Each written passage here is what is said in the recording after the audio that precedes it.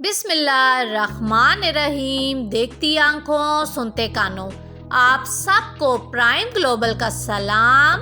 अल्लाह ताला से दुआ करती हूँ कि आप सब अपने घरों में आबाद रहें। तो आज जी मैं बना रही हूँ दुम्बा कढ़ाई। दुम्बे का जो गोश्त था उसके अंदर मैंने प्याज और लहसुन डाल के उसे बॉयल कर लिया था। आप अगर इस तरह करके रख देते हैं ना तो बहुत जल्दी से आपके 5 मिनट के अंदर जी कढ़ाई जो है तो रेडी हो जाएगी। अगर तो आपका गोश्त जो है तो पहले से बॉयल होगा। फिर जी बस इस पे टमाटर और मसाले डाल के इसे करूँगी जी अच्छे से फ्राई। साथ जी आप डाल दें सब्ज मिर्चें और ये देखें जी मज़ेदार सा दुम्बे का जो गोश्त है ना हमारा रेडी हो गया है।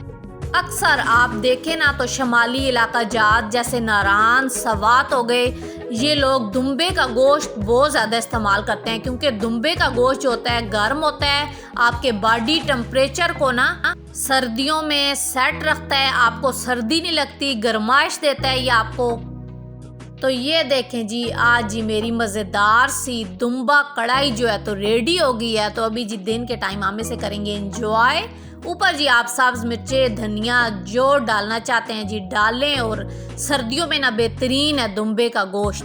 वीडियो पसंद आए तो लाइक शेयर और सब्सक्राइब कर दिया करें। स्वाद आ गया खा के। तो साथ ये क्या बनाया है आपने? ये मेरा भाई है, ये मैं हूँ, ये आप हो और ये मेरे बाबा है। तो ये एंड से कर क्या रहे हैं आप दोनों? ये मेरा भाई फैन है, दिखा रहा है कि मेरे ऊपर बस स्टैंड लिखा हुआ है। और आप क्या दिखा रही हो? मैं भी दिखा रही हूँ। तो ये जी आप देखें तो एंड इन्होंने ये जी ऊपर इसलिए क्यों है कि ये दिखा रहे हैं जी फर्स्ट टाइम जो है तो हमारा स्टार्ट हो गया है। और ये सेंटर पे क्या बनाया आपने ये वाला? हाँ तो क्या है ये टेबल पे क्या बना हुआ है? ये केक बना हुआ है। केक बना हुआ है। तो ये जी केक बना हुआ है ना। तो ये जी ये आप देख रहे हैं पीछे दीवार पे सारी पेंटिंग हुई हुई है, ड्राइंग हुई हुई है।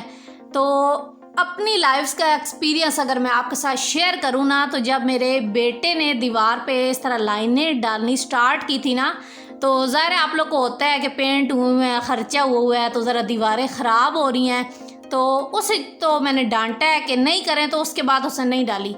लेकिन जब जी मुस्तफ़ा थी तो इसने डालनी स्टार्ट की हैं। तो फिर उस टाइम ना मुझे लगा है कि जो बच्चा अपनी मर्ज़ी से दीवार पे ये कलरिंग कर रहा है, पेंटिंग कर रहा है, वो बच्चा जो है तो वो ज़्यादा एक्टिव होता है ना। खुद से अपने माइंड से एक बच्चा जो ड्राइंग कर रहा होता है ना, आप अगर गौर करें तो बहुत सी चीज़ें आपको क्लियर होती हैं उससे। और बच्चे में एक करने की जो होती है ना कि मैं खुद कर रहा हूँ, वो एक सलाहियत उसके अंदर आती है। तो आप सब के जिनके छोटे बच्चे हैं तो उन्हें आज मैं अपनी लाइफ के एक्सपीरियंस से बताऊंगी कि अगर तो आपके घर की दीवारें गंदी हो रही हैं ना तो फिक्र ना करें, उन्हें गंदा होने दें। क्योंकि ये जो दीवारें गंदी होंगी ना आपके बच्चों के बेहतरीन फ्यूचर के लिए, उनकी एक्टिविटी के लिए बेस्ट हैं। थोड़ा सा अरसे के 5-6 सालों का टाइम होता है, बेशक दीवारों को गंदा होने दें। इस बात की फ़िक्र ना करें कि कोई आके आपको कहेगा कि दीवारें गंदी हैं, क्या बनाया हुआ है। दीवारें जो हैं वो दोबारा भी पेंट हो जाएंगी, लेकिन आपकी बच्चों की ज़िंदगी के ये जो टाइम है ना ये गुजर गया तो ये दोबारा नहीं आना। तो इसलिए इस तरह के एक्टिविटी बच्चों को खुद से करने दें। आप यकीन जानें जो बच्चे खुद से बोर्ड पे इस तरह से या दीवारों पे ड्राइंग करते हैं, लिखते हैं, वो बच्चे राइटिंग भी उनकी बेहतरीन होगी, वो बच्चे एक्टिव भी होंगे और उसे कहते हैं ना हाजिर जवाब होंगे। फ़ौरन से आप कुछ कहेंगे ना तो वो फ़ौरन से रिस्पॉन्स देंगे।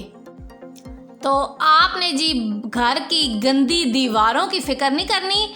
ये दीवारें आपके बच्चे की बुनियाद हैं, उनके काम करने की, उनकी सलाहियत की। ये देख रहे हैं ना, अभी मैं फिंगर से आपके बता रही हूँ मेरे घर की सारी दीवारें इसी तरह हैं। मैंने काफ़ी टाइम हो गया पेंट नहीं करवाया। अभी क्या है थोड़ा सा अरसा इंशाल्लाह बड़े होंगे तो पेंट करा दूँगी। अभी ये इतना नहीं लिखते, लेकिन जब आप कहें ना 3-1 साल का बच्चा होता है ना, 2.5-3 साल का, उस टाइम उसे एक बड़ा एक होता है दीवार पे लिखने का। वो अरसा जो होता है 5 से 6 साल तक का, तब बच्चा ज़्यादा काम उसकी ख्वाहिश होती है कि वो दीवार पे करे। तो करने दें उसे जी दीवार पे काम। मेरी तरह कौन सी मेरी बहनें हैं जो इस बात से एग्री करते हैं कि वाकई जो बच्चा दीवार पे अपनी मर्ज़ी से काम करता है ना, वो बच्चा एक्टिव होता है ज़िंदगी के हर मैदान में।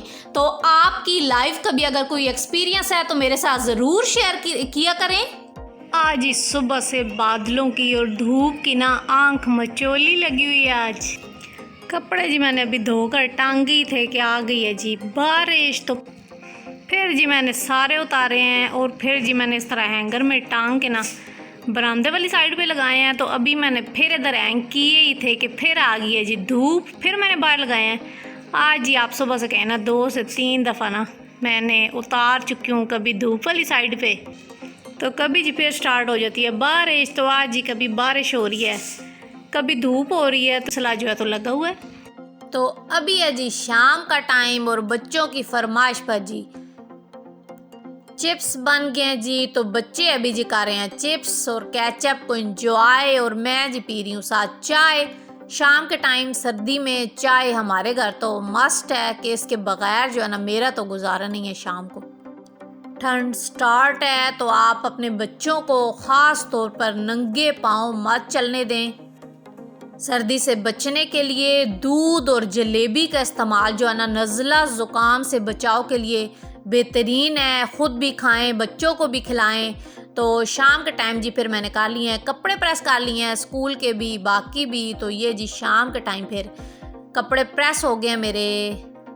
तो कुछ दिन पहले जी आपके साथ मैंने धनिया शेयर किया था, मैंने लगाया था। तो ये देखें जी धनिया मेरा ना ये 1 हफ्ते के बाद ना इतना धनिया जो है ना तो निकला है मेरा।